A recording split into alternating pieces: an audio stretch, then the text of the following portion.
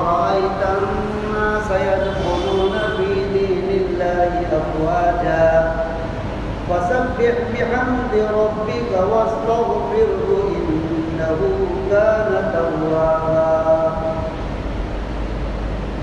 گزشتہ کل سورہ کافرون پڑھی تھی، قل یا ایھا الکافرون، اس کا کافی حصہ مضمون پورا ہو چکا تھا، کچھ باتیں رہ گئی تھی میں نے ادھوری چھوڑ دی تھی، آج اس کو بھی پورا کر لوں اور سورہ نصر اذا جاء نصر اللہ اس کا بھی مفہوم اور خلاصہ انشاءاللہ بیان کر لوں۔ تو پہلے گزشتہ کل کا جو سبق ہے قل یا ایھا الکافرون، اس کا ترجمہ پھر سے آپ کو کر دوں تاکہ تھوڑا اچھی طرح سمجھ میں آ جائے۔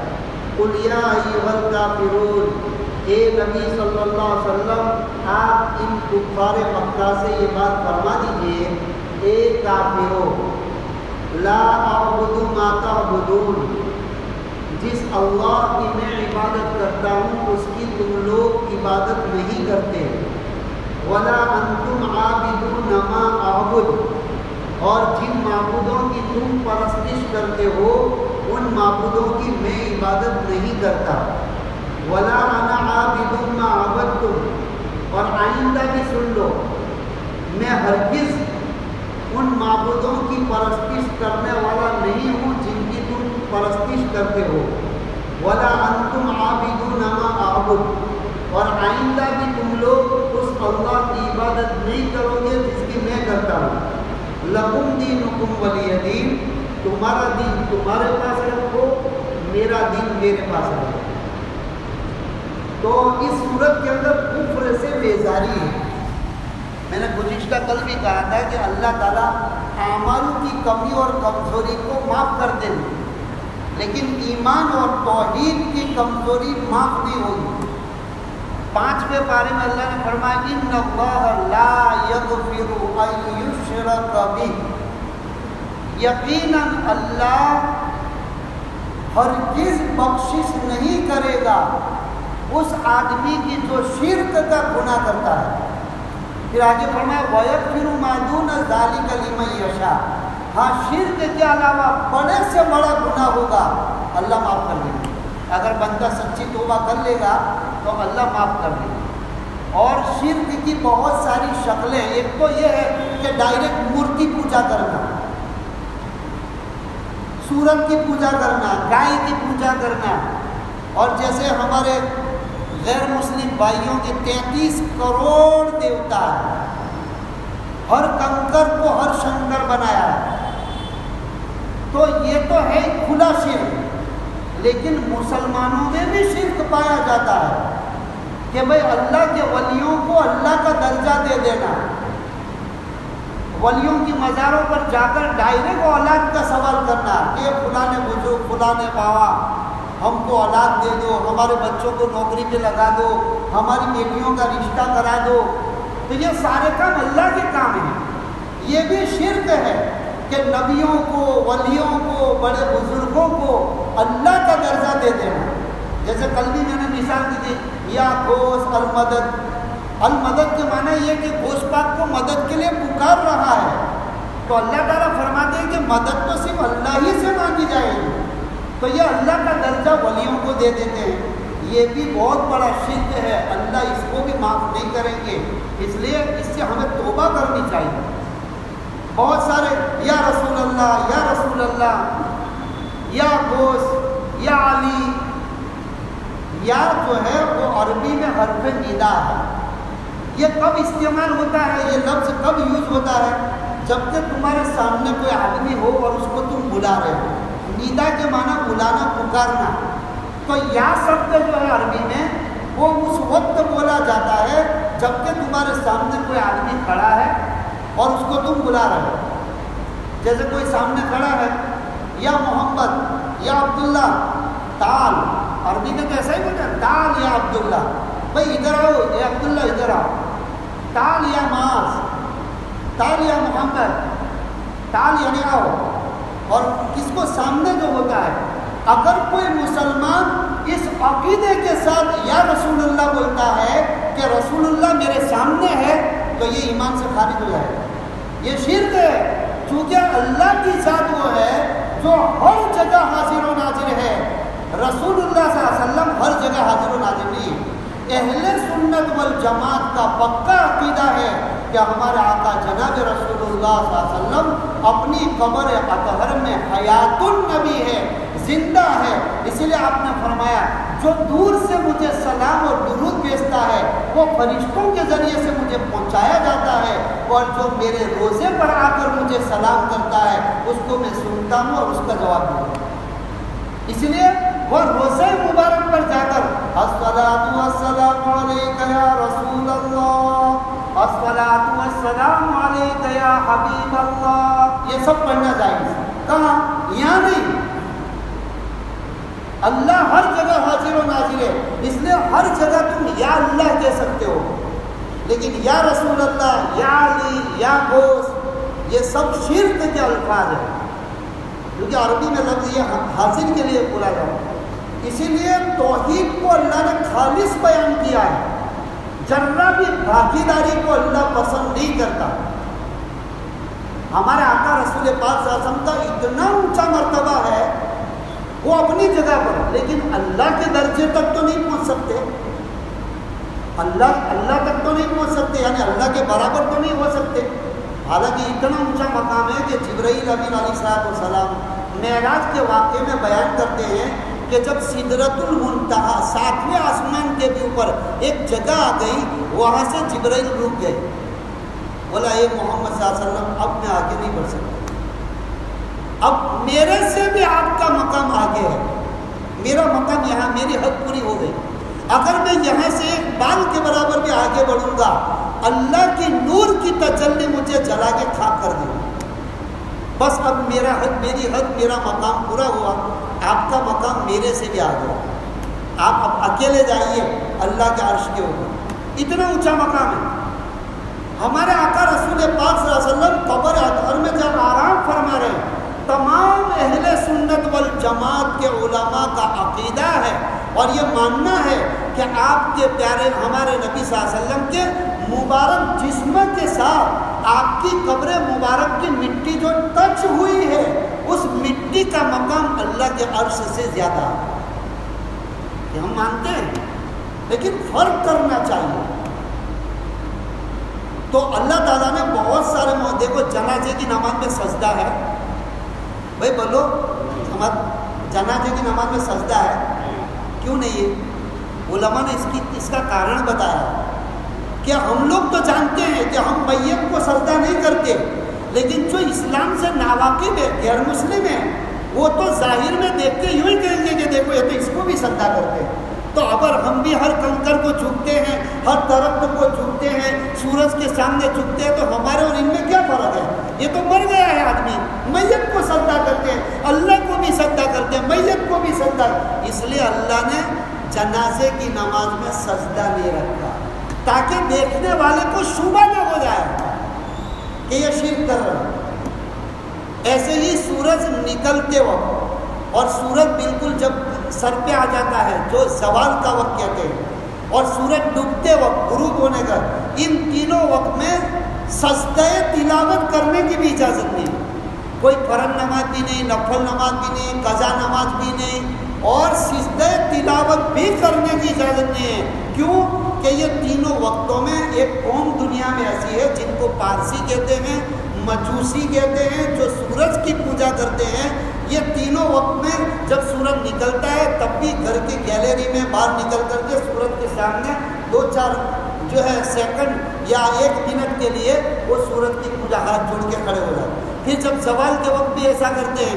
غروب کے وقت بھی ایسا کرتے ہیں، تو اس وقت میں نماز پڑھنے کو بھی منع کیا کہ کوئی اسلام سے ناواقف آدمی دیکھے گا کہ دیکھو یہ سورج نکل رہا ہے اور یہ نماز پڑھ رہا ہے، اس لیے فجر کے بعد جب سورج نکلنے کی جو 20 منٹ ہے وہ مکروہ ہے، اس کے بعد پھر کیا تو قضا نماز باقی ہے تو پڑھ لو، اور جو ہے یہ اشراق پڑھنی ہو تو اشراق پڑھ لو۔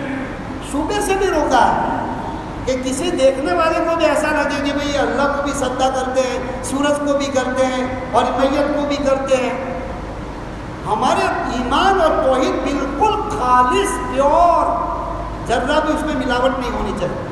اس لیے نبی کریم صلی اللہ علیہ وسلم نے فرمایا ایمان کتنی بڑی دولت ہے۔ ایک صحابی سے فرمایا دیکھو زندگی میں کبھی اللہ کے ساتھ کسی کو شریک مت کرنا. آگے کیا فرمایا؟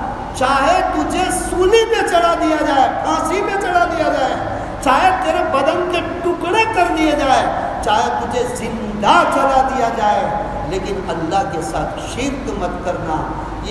اور قرآن نے فرمایا, لقمان علیہ السلام نے اپنے بیٹے سے نصیحت کی, یا بنیا لا تشرک باللہ ان الشرک لظلم عظیم. بیٹا زندگی میں کبھی شرک کا گناہ مت کرنا, اس دھرتی پر سب سے بڑا پاپ شرک کرنا. اللہ پورے امت مسلمہ کی حفاظت فرمائے. ہمارا دھیان میں نہیں رہتا کہ ہم شرک کر رہے ہیں. زندگی بھر کی ساری عبادتیں منہ پہ مار دی جائے گی اگر کوئی شرک کا گناہ لے کے اللہ کے پاس جائے گا. فرمایا بیٹا شرک مت کرنا. اور حضور صلی اللہ علیہ وسلم نے فرمایا کہ چاہے تجھے زندہ جلا دیا جائے, سولی پہ چڑھا دیا جائے, تیرے ٹکڑے ٹکڑے کر دیے جائے, لیکن زندگی میں کبھی شرک مت کرنا. دوسرا بڑا گناہ کیا فرمایا حضور صلی اللہ علیہ وسلم نے؟ جان بوجھ کے نماز مت چھوڑنا. ایک صحابی کو 10 نصیحتیں کی, وہ بار بار اس کو نقل کرے, میرے محبوب میرے خلیل صلی اللہ علیہ وسلم نے مجھے 10 باتوں کی نصیحت کی. ان میں پہلی بات یہ فرمائی شرک مت کرنا, دوسری بات یہ فرمائی جان بوجھ کے نماز مت چھوڑنا. جو مسلمان جان بوجھ کے بغیر عذر کے نماز چھوڑ دیتا ہے, فرض نماز چھوڑ دیتا ہے, وہ مذہب سے ہی نکل جاتا ہے. اس لیے نماز چھوڑنا, جیسے شراب پینا گناہ ہے, زنا کرنا بڑا گناہ ہے, چوری کرنا بڑا گناہ ہے, ایسا بھی کبیرہ گناہ جان بوجھ کے فرض نماز کو چھوڑنا. سیدنا عمر ابن خطاب رضی اللہ تعالیٰ عنہ جب ان کو برچھا مارا گیا اور بے ہوش ہو جاتے تھے, جب نماز کا وقت آتا تھا تو ان کو یاد دلایا جاتا تھا, الصلاۃ الصلاۃ یا امیر المومنین, اے امیر المومنین نماز کا وقت ہو گیا, تو فوراً ہوش میں آ جاتے تھے. نماز کا نام سن کے ہوش میں آ جاتے تھے, حالانکہ پیٹ میں برچھا مارا تھا, خون جاری تھا, مسلسل جاری تھا اور بے ہوش ہی رہتے تھے. لیکن جب نماز کا وقت آتا اور آپ کو خالی اتنا کہا جاتا امیر المومنین نماز نماز, تو فوراً ہوش میں آ جاتے تھے. کیا جملہ فرماتے تھے؟ نعم نعم لا حظ فی الاسلام لمن ترک صلاۃ متعمدا. یا ہاں کیوں نہیں, مجھے نماز کے لیے اٹھا دو. اس آدمی کا اسلام میں کوئی حصہ نہیں جو جان بوجھ کر فرض نماز کو چھوڑ دے. اللہ سارے مسلمانوں کو 5 وقت کی نمازوں کا اہتمام کرنے کی توفیق عطا فرمائے. تو یہ شرک کے بارے میں, اور اسی طرح ایک صحابی کا بھی واقعہ ہے, عبداللہ ابن مسعود رضی اللہ, عبداللہ ابن حذافہ سہمی رضی اللہ تعالیٰ عنہ. سیدنا عمر ابن خطاب رضی اللہ عنہ کا خلافت کا دور تھا اور ایک صحابہ کی جماعت اسلام کی تبلیغ کے لیے کسی علاقے میں بھیجی تھی. وہ جماعت واپس ہو رہی تھی, راستے میں کچھ نصارہ کا ملک آیا, تو وہ عیسائی بادشاہ کو پتہ چلا کہ یہاں سے وہ مسلمانوں کی عورتوں کی جماعت چل رہی ہے, تو سپاہیوں کو بھیج کر کے ان کو قید کروا لیا. اور پھر امیر جماعت کو, امیر لشکر کو سامنے دربار میں حاضر کیا اور کہا کہ دیکھو, اگر تم اسلام سے برداشت ہو جاؤ, یعنی اسلام کو چھوڑ دو, تو ہم تم کو آتی حکومت دے دیں گے. کہ نہیں, یہ تو ہمیں منظور نہیں ہے, ایک لمحے کے لیے بھی منظور نہیں ہے. انہوں نے دیکھا لالچ میں یہ نہیں آئیں گے تو چلو دھمکی دو, تو ان کے سامنے ایک بڑا کڑھائی لگائی گئی, اس میں تیل بہت کھولتا ہوا گرم کیا گیا اور کہا کہ دیکھو, اگر تم اور تمہاری جماعت کے ساتھی اگر اسلام کو نہیں چھوڑیں گے اور عیسائی کا کلمہ نہیں پڑھیں گے, ہم تم کو یہ تیل میں ڈال دیں گے. تو حضرت عبداللہ ابن حذافہ سہمی رضی اللہ عنہ کی آنکھوں میں آنسو آ گئے. تو بادشاہ ایسا سمجھا کہ دیکھو یہ موت کے ڈر سے رو رہے ہیں, کہ ہم تو پہلے ہی سے کہتے ہیں کہ تم برداشت نہیں کر سکو گے, اس سے بہتر ہے کہ تم اسلام چھوڑ دو, عیسائی مذہب کو قبول کر لو. تو حضرت عبداللہ ابن حذافہ رضی اللہ عنہ فرمایا, وہ نادان بے وقوف, موت کے ڈر سے میں نہیں رو رہا ہوں, میں تو اس غم سے رو رہا ہوں کہ اللہ, ایمان تیرا کتنا بڑا سرمایہ اور کتنی بڑی دولت ہے. آج ایمان کے لیے میرے پاس تو نے ایک ہی جان دی ہے, آج ایک ہی جان قربان ہو رہی ہے. کاش میرے بدن کے بالوں کے برابر تو مجھے جانے دیتا اور اس ایمان پر ایک کے بعد ایک ساری جانیں قربان کر دیتا, تو بھی اس ایمان کا حق ادا نہیں ہو سکتا. اور آج ہمارے پاس ایمان کی کوئی قیمت نہیں. آدمی 500 روپے کے نفع کے لیے جھوٹ بول کے ایمان کا سودا کر دیتا ہے. اور مکان کا سودا کیا, کسی دکان کا سودا کیا, کوئی دوسرا آدمی آیا 2-4 لاکھ زیادہ دینے والا آ گیا تو بہانہ نکل کے اگلے کے ساتھ جو سودا کیا تھا وہ جھوٹ بول کر کے سودا کینسل کر دیتا ہے. 2-4 لاکھ روپے کے نفع کے بدلے میں جھوٹ بول کر اپنے ایمان کا سودا کر دیتا ہے. اللہ سب کی حفاظت فرمائے. تو ایمان اتنی بڑی نعمت ہے, اس لیے کہا کہ بھئی یہ قل یا ایھا الکافرون اور قل ھو اللہ. کل بھی میں نے بتایا تھا کہ نبی کریم صلی اللہ علیہ وسلم نے 3 موقعوں پر پڑھنے کی ترغیب دی. فجر کی 2 سنتوں میں پہلی رکعت میں قل یا ایھا الکافرون, دوسری میں قل ھو اللہ, اور مغرب کی 2 سنتوں میں پہلی رکعت میں قل یا ایھا الکافرون, دوسری رکعت میں قل ھو اللہ. اور رات کو سونے سے پہلے بھی یہ 4 قل پڑھ لیا کرے تاکہ 24 گھنٹے اللہ ہر مسلمان کو جو ان دونوں سورتوں کو تینوں ٹائم میں پڑھتا ہے اللہ تعالیٰ اس کو ایمان کی حلاوت بھی نصیب کریں گے اور پوری زندگی اللہ اس کو کفر و شرک سے حفاظت کرے گا. اب دوسری سورت آج جو میں نے پڑھی سورہ نصر ہے. یہ سورہ نصر مدنی سورت ہے, مدینہ المنورہ میں یہ نازل ہوئی. اور نزول کے اعتبار سے قرآن جو نزول ہوتا تھا آسمان سے اترتا تھا, نزول کے اعتبار سے بالکل آخری سورت یہ ہے. قرآن کی آخری سورت نزول کے اعتبار سے اذا جاء نصر اللہ کی سورت ہے. اس کے بعد مستقل کوئی سورت دنیا میں نازل نہیں ہوئی.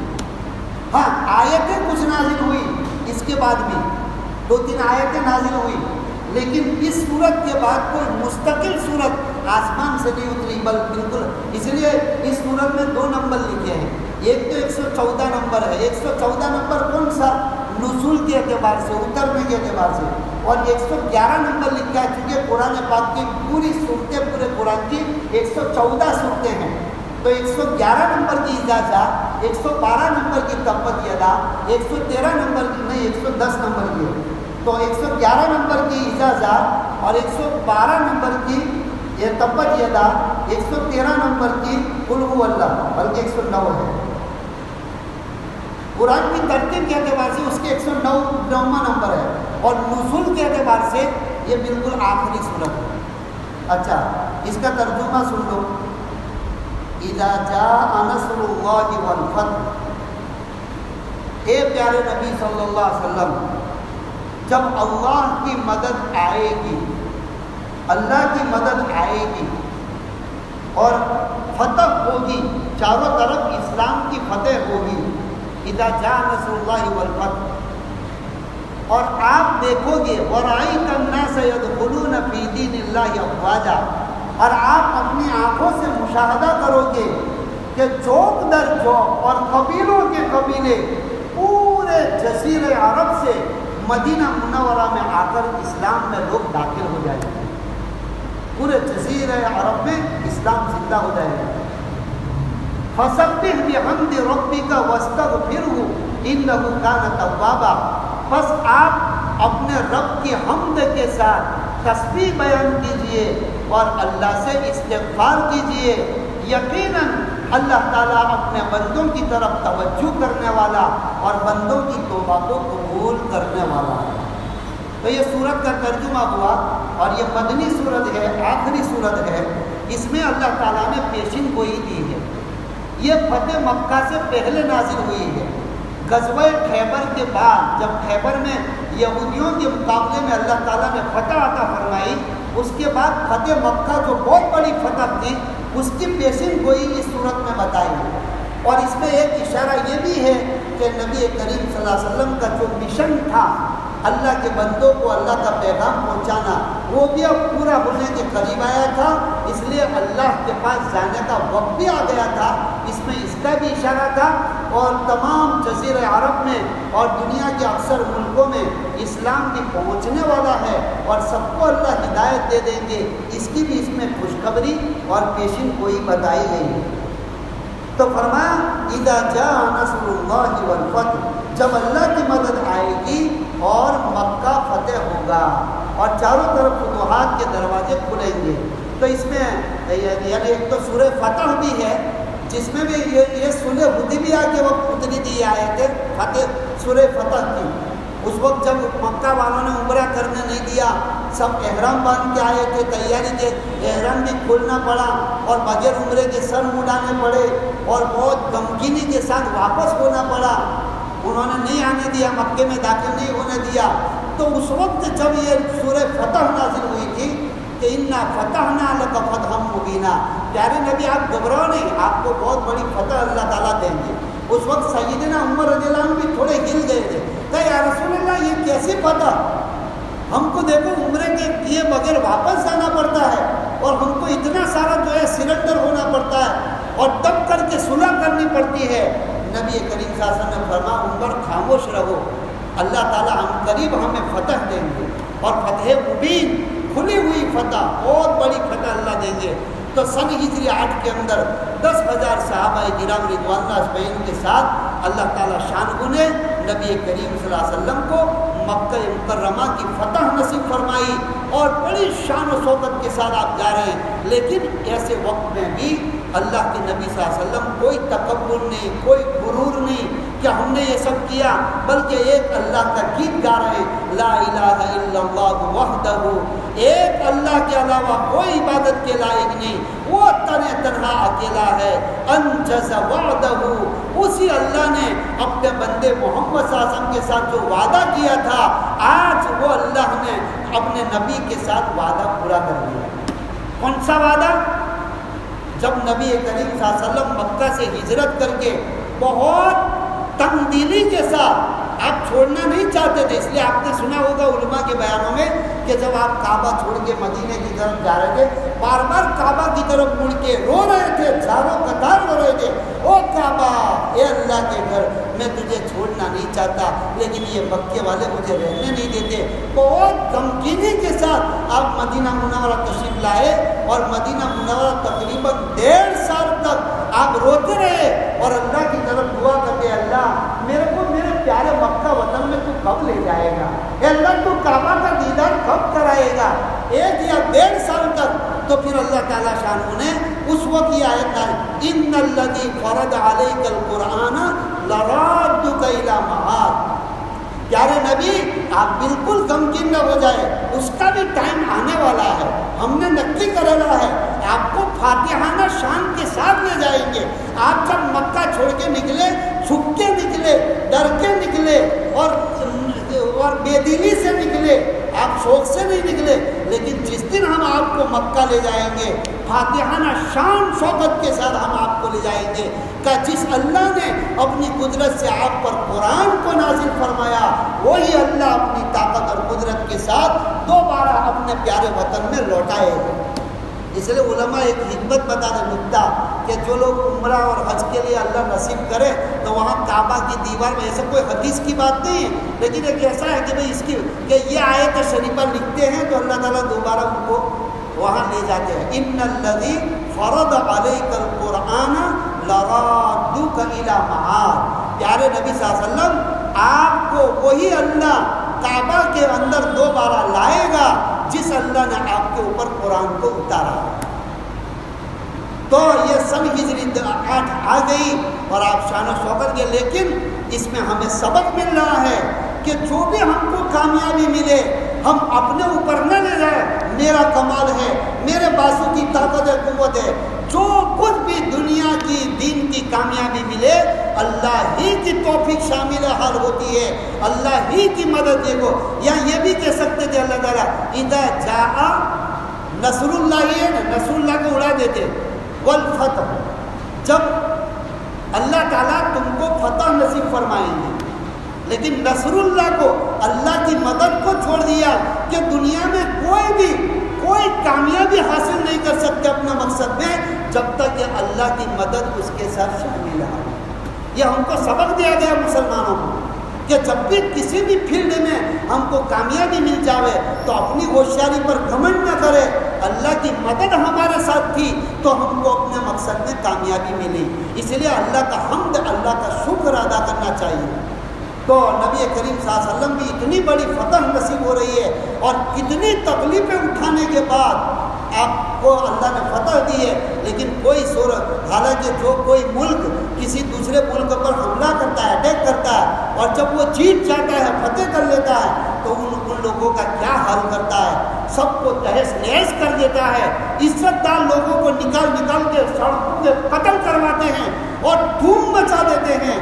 لیکن ہمارے آقا صلی اللہ علیہ وسلم نے کیسی مبارک فتح حاصل کی، ذرا بھی خون بہنے نہیں دیا، کوئی لڑائی نہیں ہوئی، بلکہ ایک صحابی اعلان کر رہے تھے جب لشکر چل رہے تھے مکہ المکرمہ میں، پہاڑوں کے بیچ میں سے داخل ہو رہے تھے، تو آگے کے دستے میں ایک صحابی اعلان کر رہے تھے الیوم یوم الملحمہ، اے مکہ والو آج بدلے کا دن ہے، کل تک تلواریں تمہارے ہاتھ میں تھی اور ہماری گردنیں تھی، آج ہمارے ہاتھ میں تلواریں ہیں، تمہاری گردنیں ہوگی۔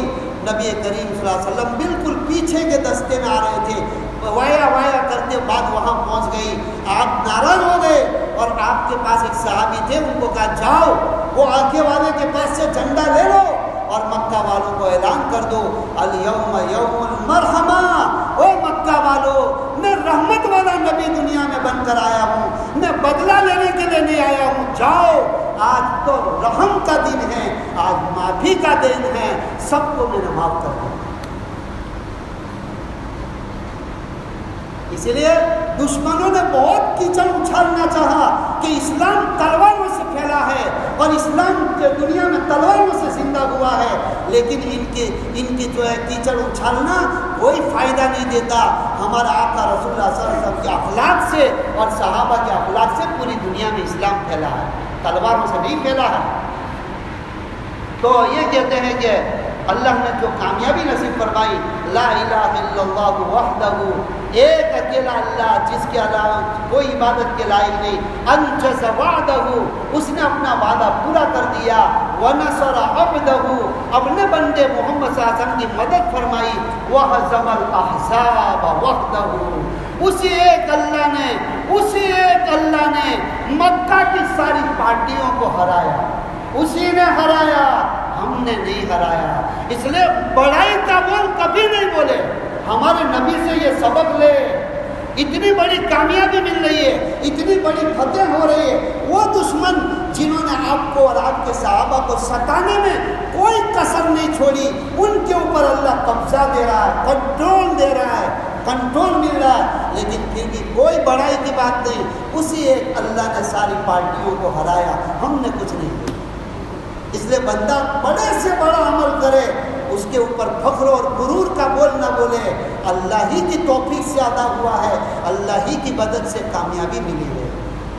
تو اس صورت کے اندر یہی دو سبق دیے اور آخر میں یوں کہا فسبح بحمد ربک واستغفر۔ اس کے بعد پھر جو ہے جب مکہ فتح ہوا تو سارے جزیرے عرب کے لوگ بس اس بات کے انتظار میں تھے، اگر مکہ کے بڑے قریش کے سردار لوگ اسلام میں داخل ہو جائے تو ہم فوراً اسلام کا کلمہ پڑھ لیں گے، کیونکہ پورے جزیرے عرب میں وہ لوگ بڑے مانے جاتے تھے، مکہ کے قریش کے سردار۔ اس لیے اللہ تعالیٰ نے، اللہ کے نبی صلی اللہ علیہ وسلم نے بھی فرمایا کہ تمام بنو آدم کے اندر اللہ تعالیٰ نے قبیلوں میں بنو کنانہ اور بنو قریش کو قبول فرمایا، اور پھر قریش کے اندر سے بنو ہاشم جو میرا قبیلہ ہے، میرا خاندان ہے، اس کو اللہ نے قبول فرمایا، اور بنی ہاشم کے اندر مجھے قبول فرمایا سیدنا اسماعیل علیہ السلام کے اولاد میں۔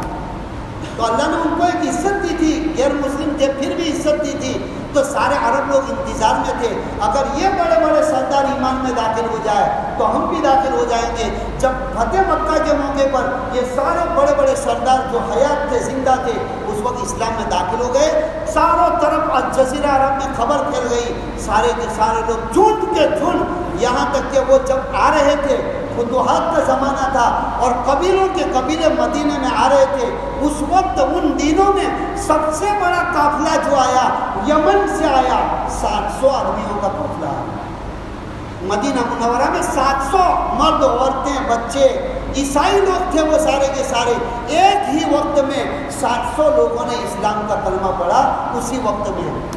تو اللہ تعالیٰ پہلے سے اللہ تعالیٰ نے پیشن گوئی دی تھی کہ بھئی اسلام یعنی پھیلے گا اور چاروں طرف سے لوگ آئیں گے، لیکن پیارے نبی صلی اللہ علیہ وسلم اب آپ کو کیا کرنا ہے؟ آپ کو اللہ کی پاکی بیان کرنی ہے، اللہ کی حمد اور شکر ادا کرنا ہے اور استغفار کرنا ہے۔ اب ہمارے نبی صلی اللہ علیہ وسلم کو تو اللہ نے سورہ فتح میں فرمایا آپ کے اگلے پچھلے سب معاف ہے، اور ہمارے نبی صلی اللہ علیہ وسلم سے کوئی چھوٹی غلطی بھی نہیں ہوئی ہے۔ پھر استغفار کا مطلب کیا ہے؟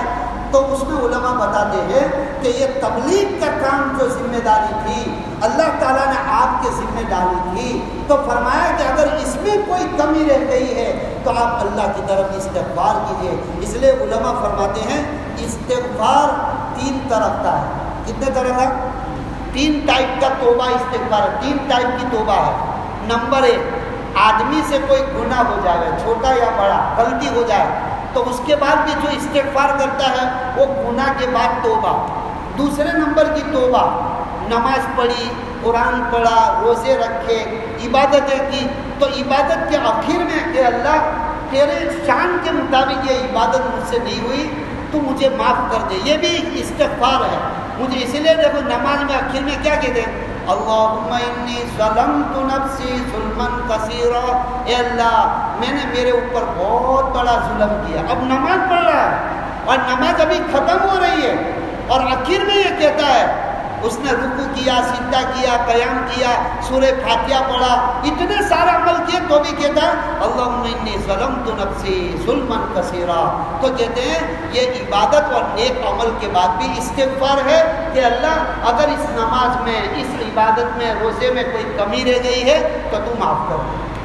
اور ایک خصوصی توبہ دعوت کے کام کرنے والوں کے لیے، دعوت کے کام کے آخر میں، اس لیے کش کے آداب میں کیا بیان ہوتا ہے بھائی، جب گلی کوچے میں جاؤ 3 کلمہ، بازار میں جاؤ 4 کلمہ، اور واپسی میں کیا پڑھنے کا؟ بولو واپسی میں استغفار پڑھنے کا۔ اے اللہ یہ تو تیرے نبی والا عمل ہم نے کیا ہے محلوں میں، یہ گش والا عمل یہ ہمارے بزرگوں کا نہیں ہے، مولانا الیاس کا نہیں ہے، تیرے نبی صلی اللہ علیہ وسلم نے مکہ کی گلیوں میں اور مدینہ میں جو ہے آپ نے گش والا عمل کیا ہے، خصوصی طور پر لوگوں کی ملاقاتیں کی ہے، ہم نے تیرے نبی صلی اللہ علیہ وسلم والا گش والا عمل کیا ہے، ہم سے حق ادا نہیں ہوا تو ہمیں معاف فرما، ہم سے جو کوتا ہے۔ تو ایک دعوت کے عمل کے بعد چونکہ حضور صلی اللہ علیہ وسلم کا اللہ کے پاس جانے کا وقت آ گیا تھا، اس کے لیے اللہ نے کہا وَاسْتَغْفِرْهُ إِنَّهُ كَانَ تَوَّابًا، آپ استغفار کیجئے، اللہ معاف کرنے والا ہے، درگزر کرنے والا ہے۔ بس یہ ترجمہ کر کے دعا پڑھو۔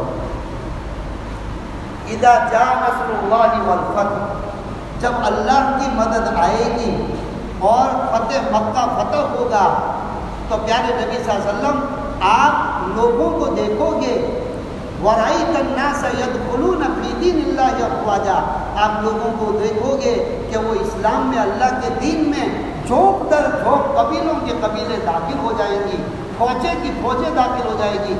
فَسَبِّحْ بِحَمْدِ رَبِّكَ وَاسْتَغْفِرْهُ، آپ اپنے رب کے حمد کے ساتھ پاکی بیان کیجئے، وَاسْتَغْفِرْهُ، اور آپ اللہ سے استغفار کیجئے، إِنَّهُ كَانَ تَوَّابًا، یقیناً اللہ اپنے بندوں کی توبہ بہت زیادہ قبول کرنے والا ہے۔ سبحان اللہ و بحمدہ، سبحانک اللہم